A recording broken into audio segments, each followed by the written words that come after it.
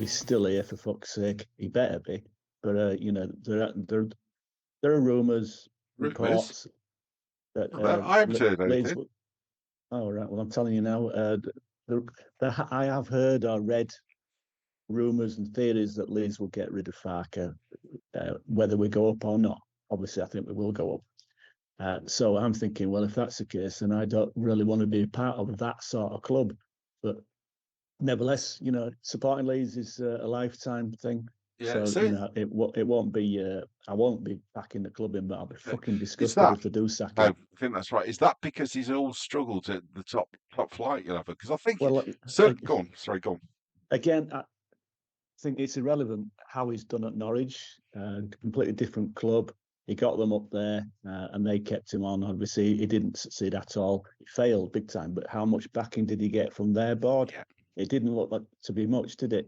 But does he? Does anyone deserve to get No. sacked after Well, getting the team promoted? No. well, especially this going through. When we took him on, he was about, I'm managing it, and it's to be back in the Premier League. It was the pitch, and they bought into them. I'd be astonished, but two, I'd be really disappointed. I think you're right. It would be the wrong thing to do. So actually, you could just see that introduces turmoil. I'd be really surprised if that's the 49ers. I don't know if there's other influences at play. You know what I mean? And it might be worth just talking a little bit about that. The thing that does look is going to happen is old Angus departing these shores. That seems to be everyone's speculation going to dirty Everton. So, I mean, what have you heard about that, and what's your view about Angus? Because I know you actually know Angus quite well. You've had some dealings with him. Just give me a flavour for Angus and where you think he will go. Well, I think it's been on the cards. It's certainly been You reckon? reported. I didn't know this, but apparently this was people talking at Everton from the start of the year, Really? which isn't much difference in time. But yeah, a source at A Everton source. did tell a friend of mine What in did the Jack club. say? Did he say it when he gets his gel from or anything, or was it Do tell, Robert. Do tell. Inside He's no sources. friend of mine. He's no friend of mine. I never said he was. No, but was it? Who was it then? Who's the source? Well, I'm not Tell going to me. tell you my. I'm not going to tell you my source, am I? So It's not really a he's source. keeping secrets from his best buddy. Not me. Know his best buddy. He's keeping secrets. We'll talk again. Okay, so do you think he will go? And what do you think will be the impact of that on us? I don't know. In fairness, I think if he does go, it will be because he's been invited to leave. If that makes Yeah. sense. Do you think? I also think. I don't know a lot about off the field Yeah. business affairs of Leeds United. As a person, I think he's a good guy. Yeah. Plenty disagree. I know that, which entirely up to them. I think with the debacle with Bielsa, etc., and Jess Marsh, uh, I don't know how much involvement Angus had in those situations. I would like to think it was minimal, and that the blame should go to Orta and Rajazani. But who knows? All I'd say is, we are a pretty well-run club these days, Yeah, I think we and are. he's got to take his part of credit for that. But Well, again, honestly, and truly, mate, it's not yeah. regardless of whether I think he's a mate or not. I can't really comment on how No. things go in the No. commercial side of Leeds United. So I haven't got a clue what I'm talking about. I've got a Okay, little bit of a okay. clue talking about football, but not business. Well, I I was think it always a shit businessman, mate. anyway, there's your fingers, Rob. And I'll take a few away before you leave. I'm told about that in the business world. Apparently, they count their fingers when they leave my house. But anyway, Yeah. so I think it's this thing. The things I've heard is that actually, if the 49ers were always going to bring in their own men, and they've been almost setting up for that, I don't think it's anything to do with the Red Bull stuff. I don't think it's going to be any of that. I think it was always on the cards, but it was around for me. Angus, although he's chief exec, he would do what he was told. So, the bits I've got, the bits I've gleaned over things like the badge incident and all that type of stuff, and Myanmar and all that tour, he was effectively had no choice. So he just implements. He's a good company man, I think is the point, which is, invidious, and he will get the blame. and people, branding with the other two. But that was Radrizzani's show, and I think Radrizzani was just listening too much to Auto, and he was off his fucking tits, wasn't he? And I think around it, you get this On thing a good about, day. Yeah. yeah, it was a good day when he left. And I think it's with Angus, he was always that, okay, he'll make this happen. He's almost like a finance director rather than chief exec. I admire him greatly, apart from his ears. But anyway, it's this thing about actually he'll get the rap for all that, but effectively what he's doing is just implementing what has been agreed. So I think it's this thing about he might have seen the writing on the wall. He might have seen, I can't remember, it might have been you told me actually. And apologies if it was, or I've got it from somewhere else. I think it's just put himself out there and he's just see how the land lies, because it will be a guess. If they go up, they'll Yeah. be It looking to wasn't work out what they do. It wasn't you, wasn't no, me is who it? said that. Okay. No, right, no. So All right. I really don't know. I don't comment on stuff that No, I it's haven't fine. got a clue about. No, no, no, it's I'll fine. I'll just speculate and run wild around Stop it. But saluting. I do think though, surely he will know what our transfer plans are, which ain't good. Surely, even if he's got a non-disclosure, he'd be aware of certain things, and surely they're not going to keep Jack Harrison. So a whole series of stuff around there, and I just wonder when you get into that situation, and you go to another employer, and you've got all these secrets, all these trade stuff. I don't think you could possibly non-disclosure maybe, but I don't think you could possibly not let it influence you. So I know that the recruitment that we've done, fantastic with Tanaka and those, some really good buys, and they were commenting it yesterday when the arse fell out when we sold Ruta and all those guys. Actually, we're far better team now. I think that recruitment's been first class. Now we'll be wise to that. So I just think it might be a summer of problems with that being in there. But he is said, from what I understand, he is going to see it through to get to the end of the season. But it sounds like a done deal to me, I have to say. Mhm. And I think it's just that degree of stability is brought really, because I think I people call him a Tory twat according to what he says on the square ball. But the things he's done on the square ball, I think that's quite brave to do that, because he does go into a lot of stuff that you wouldn't expect him to do, and he's very open about it, and that's extraordinary. I do believe that's one of the reasons they've gone for him as well, because he's had success around these stadiums, hasn't he, with Arsenal and West Ham. This one that we might get sometime, but certainly, the new one they've got, Family Jam or whatever it is, isn't it? Well, Anyway, is it a success story with West Ham Stadium? I don't think so. I get your point, yeah, but it's free, isn't it? It's free. Money and making, it's isn't it? yeah, free shit, Wish it. What do you free mean, wish shit, it? free shit and piss. Yeah, Oh, it's all free right. shit and piss. There's Oh, the no. theme, mate. You started it. Anyway, can we I move did. on? I did start a thing, but I'll finish in a minute, Rob. I can get some clarification. So, Pompey next weekend. Are you going? You don't automatically No, get away no, no. tickets, do you? I'm not going. I'm not going because I'm up at the Leeds Irish Centre There's for something Boys going of on next week, '92. on there. Something There going is, on. mate. Yeah, yeah. You want to say a little bit of Mister, that, Rob? yeah, yeah. I'm going to see a Boys of '92 event at Leeds Irish Centre while the fucking match is in play. Actually, thanks Sky or whoever it fucking is. Well, Anyway, maybe again so 3 times before we get there. You know that, do you? you know what? Sky TV is fucking shit. Do you think? See Anyway, that so Sky how cameraman? I know Did you you've see heard the it. video? Did you see You need it? to do it. You need to show it again. Show it again. I Show it will. again. But let me. Will you let me fucking finish?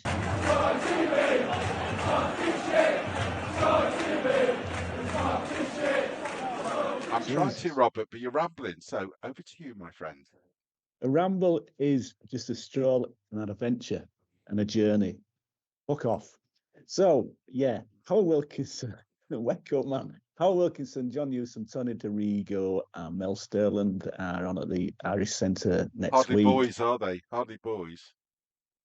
Dear me. All right. The old men of 892 doesn't make sense, does it? Well, I think it makes that. No. I'm just joking. I'm just joking. Carry on, Robert. So I'm really looking forward to that. And the match is on the big screen anyway. They've probably got a Is few it? big screens. Yeah. Is Yeah. it? So Have you met Howard before? I've not met Howard before. I've only met those. I've met Tony Dorigo, and I've actually been on stage with John Newsom and On Eddie stage. Gray, On stage. like an event at Rawdon Cricket Club. It was. Yeah, it was on stage. It was so And, weird.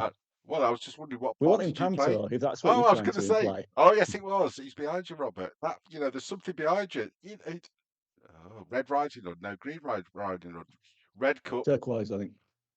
and you did well, not stage, but you did share venue with the gentleman on your left behind you as well.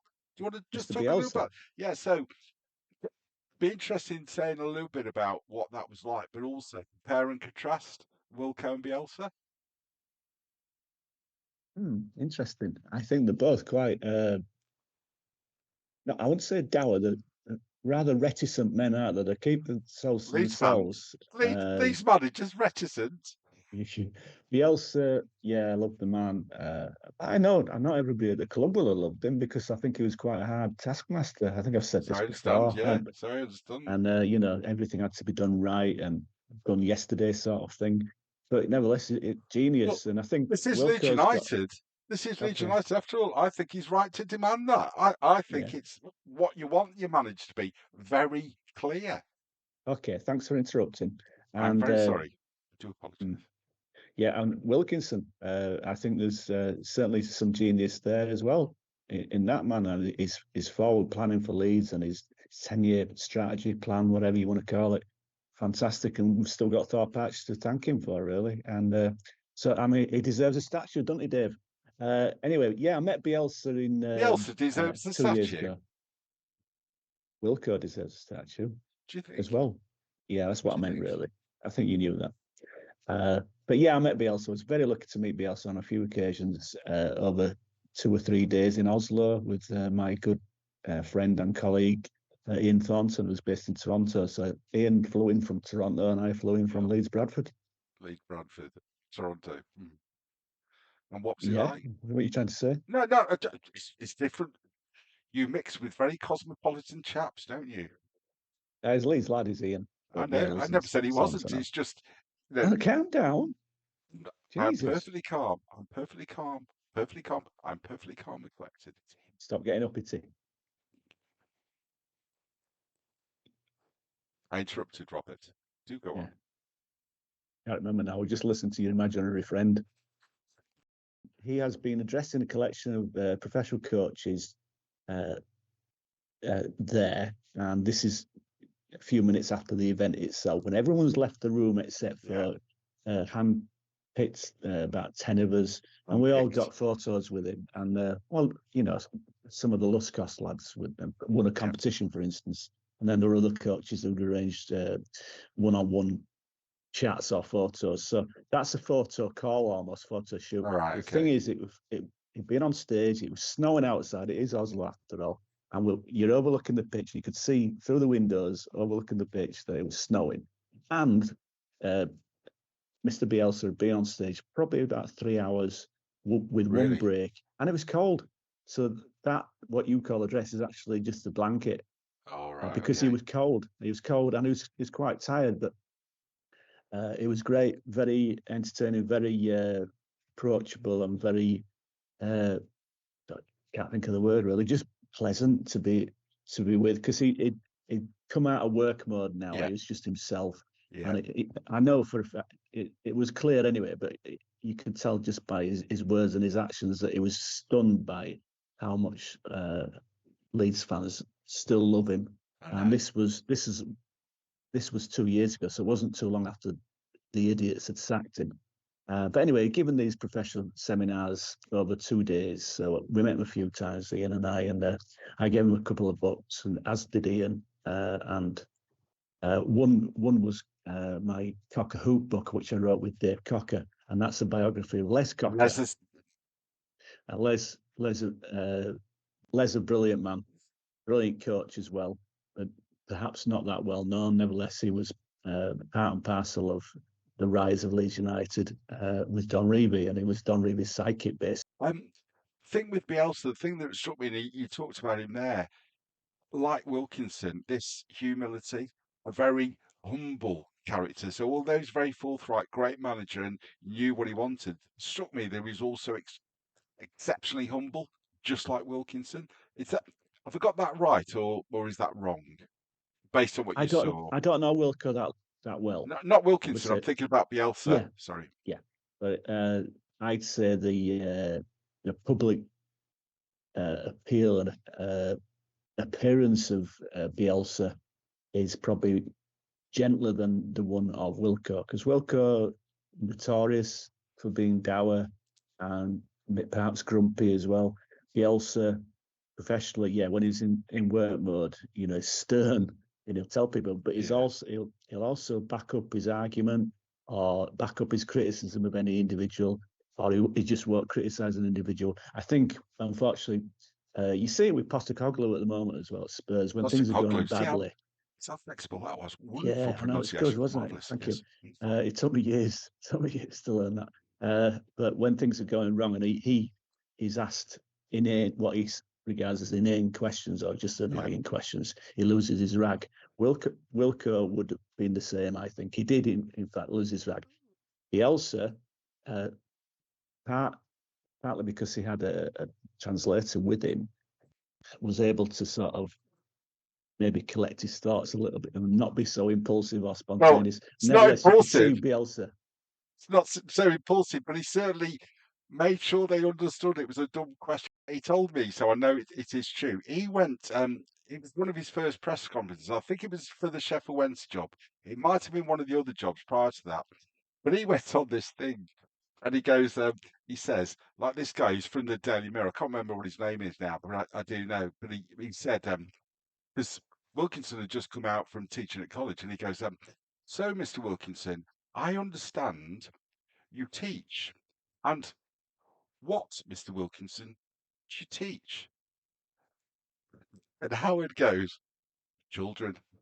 He thought he was taking the piss. He was, and I tell you, he's not as dour as people think. I get that. Yeah, I get that. But he's just so funny. This guy, he said afterwards, his actual description of this bloke was, I was a bit of a scrubber. I thought, what are you fucking on about? I've never known a press man to be a scrubber. Well, I'm sure we'll talk about that.